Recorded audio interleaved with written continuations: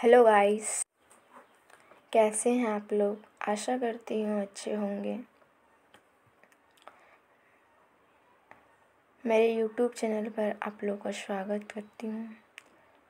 और आज हम लोग प्राचीन भारत में आश्रम व्यवस्था देखेंगे।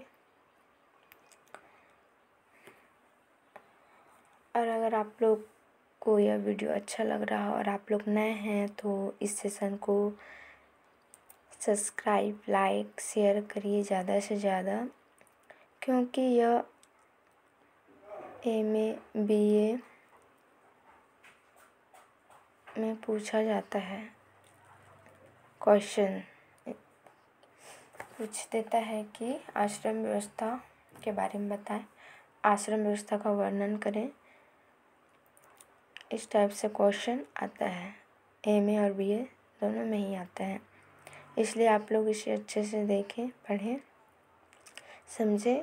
और तो इसी के साथ मेरे वीडियो पर बने रहें। और चलिए तब हम लोग आज प्राचीन भारत में आश्रम व्यवस्था देखते हैं। आश्रम व्यवस्था कितने प्रकार के हैं, कितने मतलब बटा हुआ है, कितने भाग में? 4 भाग में। कौन कौन सा? ब्रह्मचर्य आश्रम, गृहस्थ आश्रम और वानप्रस्थ आश्रम और संन्यास आश्रम। कितने भागों में बटा हुआ है? 4। ब्रह्मचर्य आश्रम, गृहस्थ आश्रम और वानप्रस्थ आश्रम, संन्यास आश्रम। तो अब हम लोग देखते हैं बारी बारी से चारों को डिफाइन करके। तो बने रहे मेरे यूट्यूब चैनल पर। और अच्छा लगे सेशन तो लाइक, शेयर, सब्सक्राइब करें, क्योंकि ये एग्ज़ाम में आप लोग के लिए बहुत हेल्प हो सकता है इससे, क्योंकि आता है ये सब क्वेश्चन। तो इसलिए आप लोग इसे अच्छे से पढ़ें। तो चलिए हम लोग स्टार्ट करते हैं। आश्रम व्यवस्था। आश्रम व्यवस्था भारतीय परंपरा में 4 आश्रम हैं जो आयु के आधार पर व्यक्ति के जीवन को 100 वर्ष का मानकर उसे 25-25 वर्षों में विभाजित करते हुए 4 भागों में बांटा गया है। मतलब इसका कहने का मतलब है, जैसे कि भारतीय परंपरा में जब 4 आश्रम है ना, जो कि आयु के आधार पर बटा हुआ है। किसके आधार पर? आयु के आधार पर। व्यक्ति के जीवन को 100 वर्ष मानकर उसे 25-25 वर्षों में विभाजित करते हुए 4 भागों में बांटा गया है। किस मतलब कितने भागों में? 4 भागों में। कौन कौन से हैं? तो पहला है ब्रह्मचर्य आश्रम, गृहस्थ आश्रम, वानप्रस्थ आश्रम और संन्यास आश्रम। 4 भागों में बांटा गया है। कितने कितने वर्ष ना? 25-25 वर्ष। ये प्राचीन भारत से चलता आ रहा है, प्राचीन भारत। तो हम लोग और आगे इसको देखते हैं। अभी आश्रम मतलब आश्रम व्यवस्था का उद्देश्य क्या क्या है।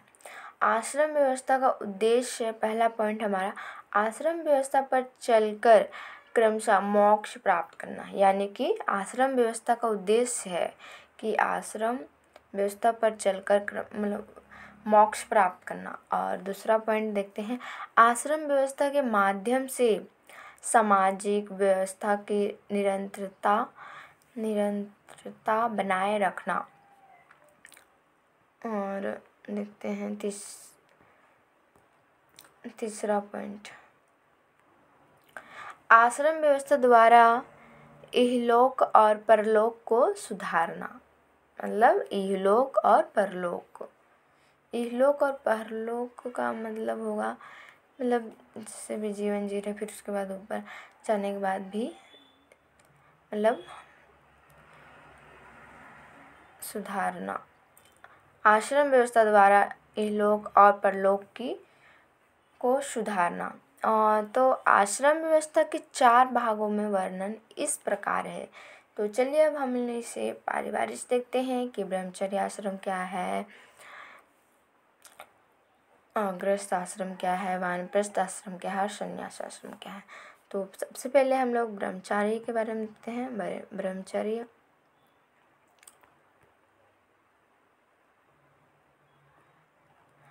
ब्रह्मचर्य आश्रम। ब्रह्मचर्य आश्रम, इस आश्रम के अनुसार व्यक्ति 1 से 25 वर्ष इस आश्रम का पालन करता है, जिसमें वह अध्ययन करता है। गुरुकुल में वह पाठ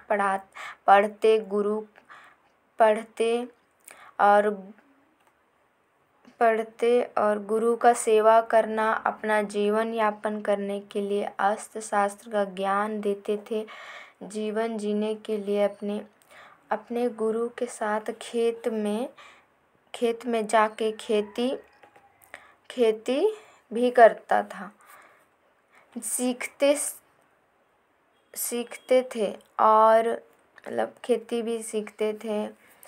और फिर भोजन बनाने के लिए जंगलों में जाते और वह से लकड़ियाँ लाते थे। शिकार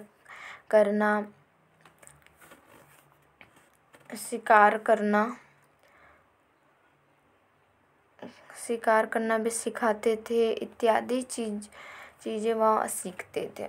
मतलब जो व्यक्ति जैसे बचपन में 1 से 25 वर्ष तक उन लोग का मतलब नॉलेज लेने का समय रहता है, मतलब लोग पढ़ाई से संबंधित, तो वहाँ पर पहले तो स्कूल वगैरह नहीं होता था, तो आश्रम में ही जाके मतलब आश्रम में मतलब वहाँ पर ऋषि मुनि लोग उन लोग को वेद सिखाते और फिर खाना वाना बनाना पढ़ाना गुरुकुल में। फिर कुशल लड़ाई वड़ाई मतलब जैसे कुछ तलवारबाजी सब ये सब और शिकार करना, ये सब इत्यादि ब्रह्मचर्य में उन्हें सिखाया जाता था और फिर उसी को वो लोग उपयोग करते थे। अब हम लोग कहते हैं गृहस्थ आश्रम। गृहस्थ आश्रम, इसका समय 25 से 50 वर्ष तक माना गया है, जो सभी आश्रम में श्रेष्ठ है। मतलब इसे सभी आश्रम से श्रेष्ठ माना गया है। इस आश्रम में मनुष्य विवाह संस्कार करता है, मतलब विवाह करता है, अपना मतलब विवाह करता है और फिर तथा दाम्पत्य जीवन का उपभोग करता है। वह जो भी ब्रह्मचर्य आश्रम से सीख के आता है, वह इस समय में 25 से 50 वर्ष में वह अपने गृहस्थ में उसको यह पर काम देता है। मतलब जो भी वो सीख के आता है वो सब यहाँ पर मतलब गृहस्थ आश्रम में उसे काम देता है, क्योंकि वो कुशल मतलब खाना बनाना, शिकार करना, लकड़ी खोदना और फिर कुश्ती वगैरह मतलब तलवारबाजी, लड़ाई वगैरह ये जो सीख के आता है कि घर कैसे चलाते हैं, पढ़ाई लिखाई सब करके आया था, तो उसका जो लाभ है या काम हम उसको गृहस्थ आश्रम में मतलब सीख के आता है, फिर उसको गृहस्थ आश्रम में उसका उपयोग करता है। फिर उसके बाद देखते हैं वानप्रस्थ आश्रम।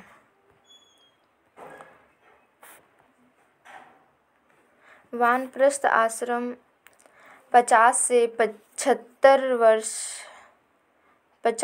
75 यानी कि 50 वर्ष के पश्चात मनुष्य वन की ओर प्रस्थान करता है और धीरे धीरे अपना समय अपने परिवार के साथ वनों में व्यतीत करता है और वह बच्चों को शिक्षा देता है और जो उसके जीवन में हुआ वह बच्चों को गलती सुधार करने का प्रयास और उनको अच्छे बातें और उन्हें वानप्रस्थ आश्रम में अपना जीवन बिताते हैं। यानी कि जब वो 50 वर्ष के हो गए तो वानप्रस्थ आश्रम मतलब सब मतलब घर वर त्याग के वह वन क्षेत्र में मतलब वानप्रस्थ आश्रम में आ गए और वहाँ पर बच्चों को शिक्षा देने लगे, मतलब सिखाने लगे और फिर गलतियों को मतलब सुधार करने का प्रयास बच्चों की गलतियों को और अच्छे बातें और उन्हें वानप्रस्थ आश्रम में अपना जीवन बिताते थे। तो ये 50 से 75 वर्ष में। और फिर उसके बाद देखते हैं चौथा पॉइंट, संन्यास आश्रम। संन्यास आश्रम 75 से 100 वर्ष तक माना जाता है। इस आश्रम में मानव स्वयं को सांसारिक मोह माया से ऊपर उठ जाता है। मतलब वो सांसारिक जितने भी मोह माया, धन दौलत, सबको त्याग कर, मोह माया सब त्याग कर ऊपर उठ जाता है, यानी कि वह संन्यास ले लेता है। संन्यास लेने का मतलब पूरा सब कुछ त्याग कर देना, धन वस्त्र, मतलब एक सादा वस्त्र पहनना, और फिर परिवार उवार सब त्याग देना। तो फिर जिसमें कि वह एक कुटिया बना के रहता है, जिसमें कि कुटिया, मतलब छोटा सा कुटिया बनाएगा, उसी में रहेगा, और वह फल फूल खाता है। मतलब वो फल फूल खाएगा, अच्छे अच्छे व्यंजन, मतलब पकवान वगैरह, खाना वगैरह ये सब नहीं खाएगा, फिर फल वगैरह खाता है। और वस्त्र भी साधारण धारण करता है, और वह सबसे दूर अकेले रहता है आश्रम में। और अगर उसकी पत्नी भी साथ में है तो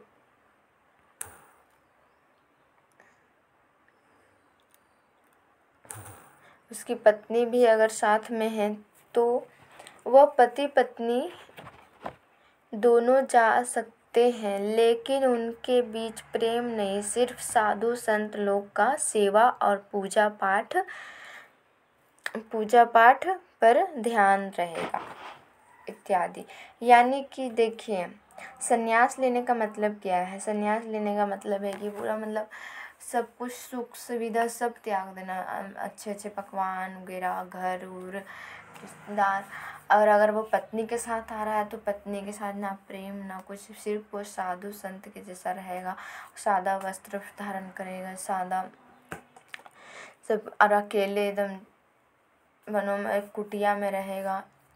तो यही है हमारा संन्यास आश्रम। और हमने देखा ब्रह्मचारी आश्रम, गृहस्थ आश्रम और वानप्रस्थ आश्रम, ये चार आश्रम जो कि प्राचीन भारत में देखने को ज़्यादा मिलते थे। अब तो पता नहीं, क्योंकि ये सब एग्ज़ाम में आता है, इसलिए मैं आप लोग को बता दी हूँ। और आप लोग अच्छे से इसे पढ़िएगा। और अगर आप लोग को अच्छा लगा हो तो प्लीज़ सब्सक्राइब, लाइक, शेयर करिए ज़्यादा से ज़्यादा। और आप लोग पढ़िएगा इसे अच्छे से। अगर आप MA BA में हो तो बहुत हेल्प, MA BA में ही ज़रूरी नहीं कि वही लोग पढ़े, सब कोई पढ़ सकता है कि प्राचीन भारत में क्या होता था, नहीं होता था, कैसा था आश्रम व्यवस्था, पढ़ सकता है। तो इसी के साथ अब मैं आप लोग को धन्यवाद करती हूँ। मेरा वीडियो देखिएगा, कैसा लग रहा है नहीं लग रहा है कमेंट करिए, बताइए। और प्राचीन भारत से और पूरा सार्थ वगैरह ये सब लेके आऊँगी, तो आप लोग मेरे यूट्यूब चैनल पर बने रहें और लाइक, सब्सक्राइब, शेयर करें। धन्यवाद।